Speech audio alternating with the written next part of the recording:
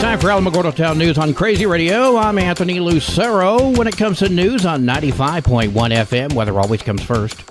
An early season snowstorm began yesterday afternoon across portions of the Pacific Northwest, the Northern Rockies, and Northern High Plains. Moderate to heavy rainfall is forecast for these locations over the next few days. Heavy snow bands will likely result in hazardous travel conditions and poor visibility. Close to home, no impactful weather expected today through Sunday. A strong cold front will push across the region on Monday. Right now, that front looks dry, but it will bring much cooler air into the region at the beginning of the week. We're going to have another look at the weather following this news. At last night's City Commission meeting, I have the privilege and the honor tonight to introduce 8 new officers to you to be sworn in with Judge Overstreet. 4 of them come certified, and 4 of them are trainees. So as I call their name, they'll step up and step before the judge. Travis Jones, Adam Lim, Obed Marte, Jesus Diaz. Our trainee positions, Christopher Padilla, Dylan Sullivan, Nathaniel Darby, and Toby Curlin. Welcome aboard, new peacekeepers. Moving on now to new business. Consider and act upon Resolution 2023-50 requesting written approval from the Local Government Division of the Department of Finance and Administration. Presentation was made by Finance Director Evelyn Huff. I am bringing forward our October budget revision.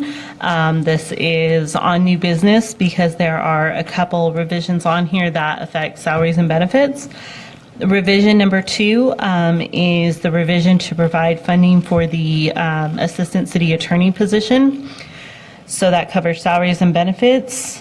Revision number 5 is to remove salaries and benefits that were incorrectly added in the 2024 budget.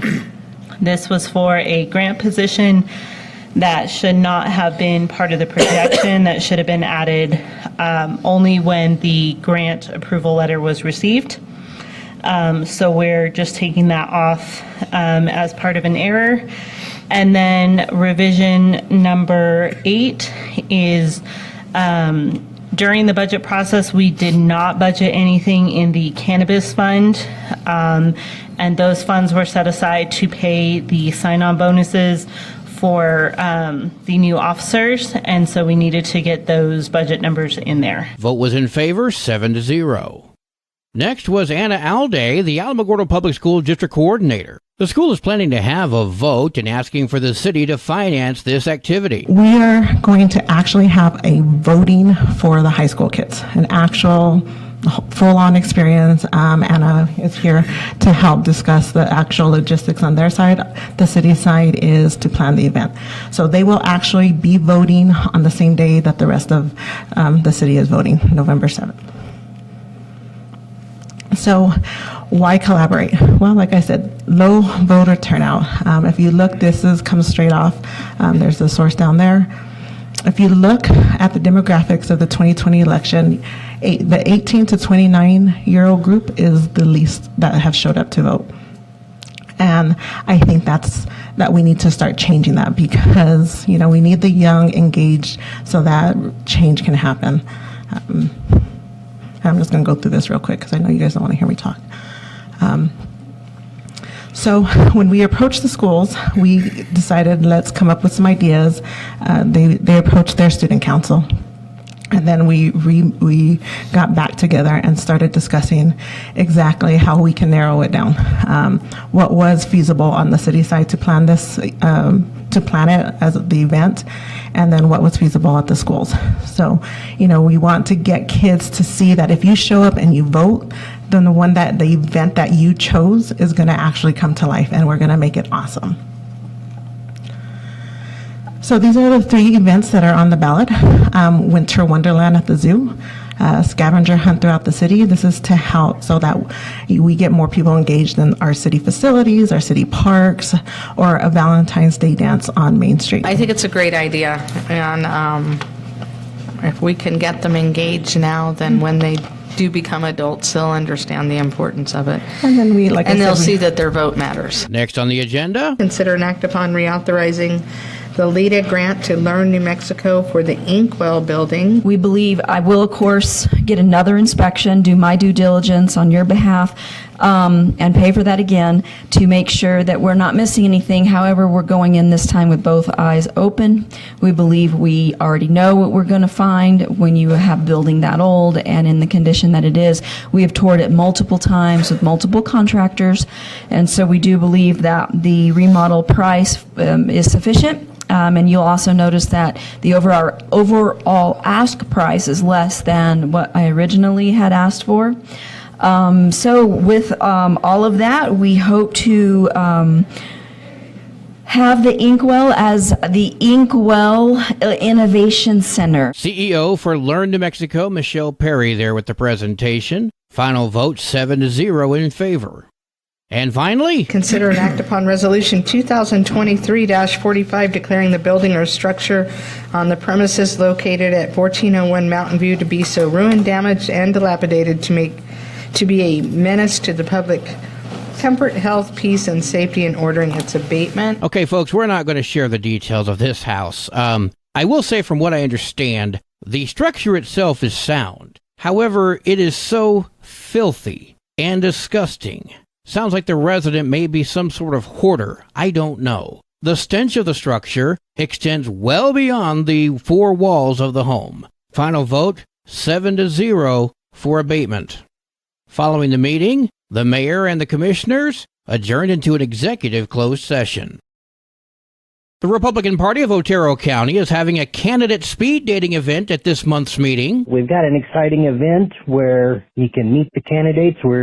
Meet the candidates speed dating style. I don't know if y'all remember that game from way back. Anyway, we're doing it with the candidates. You'll get 5 minutes one-on-one table with the candidate to ask him any last-minute questions that you may have. This has always been a really great event. Everybody's always had a lot of fun with it in years past when we've done this. We're looking forward to doing it again. Vice Chair Josh Beasley speaking with Crazy Radio. That meeting is taking place next Thursday, October 26th at 6 p.m. See the Facebook page for details. The Alamo Senior Center is having a Halloween dance. We spoke with Jalen, who told me how to dress for the event. So we do have costumes. You're allowed to come into a costume. Us here at work are going to be in costumes.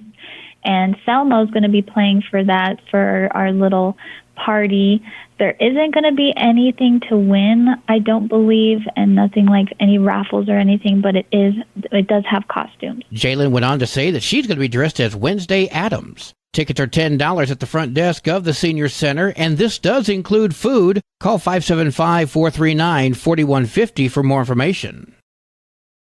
Well, today is Wednesday, so let's have our weekly report from Love Inc. with Susan Payne. Good morning, Alamogordo. This is Susan with Love Inc. of Otero County giving you our weekly update. We had a very successful golf tournament last Saturday. We were able to raise a lot of money that will go back into our program. Of course, our biggest program is our weekend food bag program that we provide weekend kid-friendly foods to kids in our public schools in Alamogordo and to La Rosa. We do about 225 bags a week total, so it was quite a big endeavor, and we are asking for the public's help with that. If you can provide any of those foods or if you have more questions, please give us a call at 575-439-4812. We would be happy to get you a list, and also, if you look at our Facebook page, Love Inc. of Otero County, we do have the list up there as well. Just a reminder that our classes are ongoing, and we are finishing up our last class of the year. It's called Affirming Potential,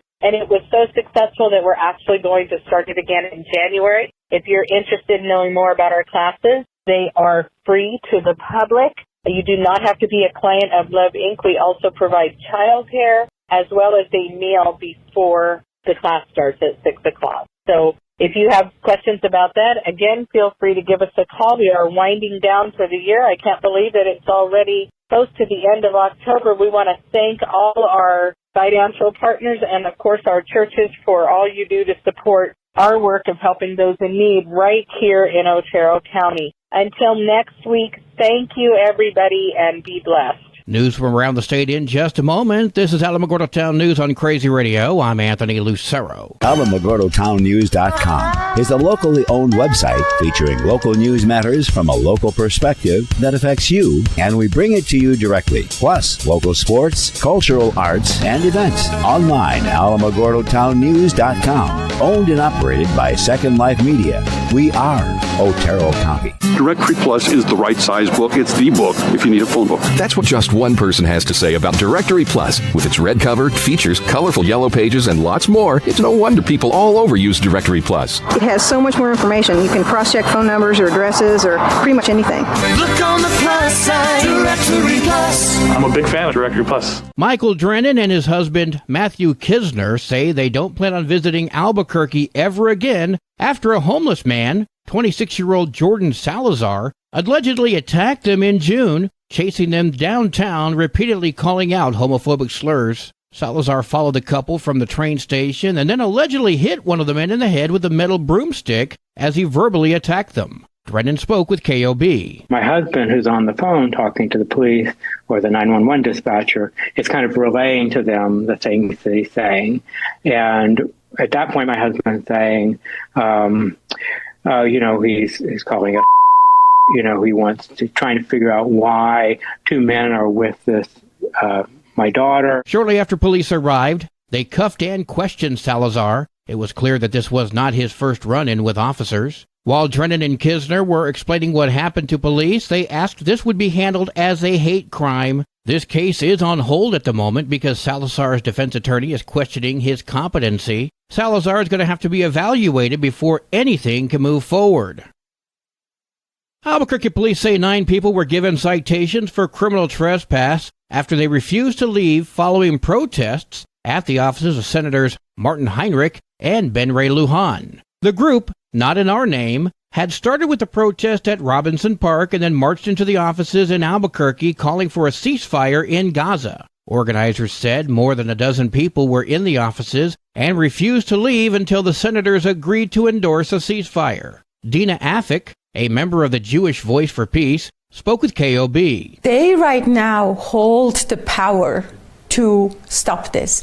Israel, the Israelis and Palestinians are in absolute shock and horror and going through horrific situations right now. U.S. Senator Ben Ray Lujan issued a statement following the protest, stating that he both supports New Mexicans' right to peacefully protest and is committing to protecting the safety of his staff and building tenants. U.S. Senator Martin Heinrich issued a statement that reads, Israelis and Palestinians deserve peace. We are far from that right now. We need to stay committed to a two-state solution. That requires defeating Hamas, abiding by international law, defending democracy, and delivering humanitarian aid. This will be a difficult path, but difficult is not impossible. Police say they escorted 5 people out of Senator Lujan's office and 2 more from Heinrich's. Officials say no force was used and no one was placed in cuffs. Sports and weather are next. This is Alamogordo Town News on Crazy Radio. I'm Anthony Lucero. They are role models and educators. Their work requires a great deal of time and energy for very little pay. Who are these unsung heroes? Thanks, Coach. Thanks, Coach. The simple truth about education-based athletics in New Mexico is this. Without a committed team of coaches and administrators, they just wouldn't be possible. School sports, they bring out the best in all of us. This message presented by the New Mexico Activities Association and the New Mexico Athletic Directors Association. There are 5 matches for New Mexico volleyball today. Those are going to be held up in the northern part of the state. 4 games for New Mexico football tomorrow. Cibola at Sandia, Santa Teresa at Chaparral, Mescalero at Tularosa. Ow! Go Wildcats. Alamogordo at Oregon Mountain. Go Tigers. Your Crazy Radio spot on weather forecast for the Tularosa Basin today calls for mostly sunny skies with a 30% chance of showers and storms. Mostly clear skies tonight. Tomorrow, sunny and warmer. Your high today in the basin, 67. Low tonight of 49. High tomorrow, 72 degrees. In Cloudcroft, mostly sunny skies today with a 30% chance of showers and storms. Mostly clear tonight, winds gusting as high as 22 miles per hour. Sunny and warmer tomorrow with winds gusting as high as 23. Your high today in Cloudcroft, 48. Low tonight of 35. High tomorrow, 54 degrees. Local breaking news can be found on our website, alamogordotownnews.com, and learn more about Crazy Radio by visiting kalhradio.org. We've also launched the Crazy KALH Radio YouTube channel, which features our daily newscasts, complete interviews, and other information which concerns everyone in the Tularosa Basin. That concludes today's edition of Alamogordo Town News on Crazy Radio. I'm Anthony Lucero.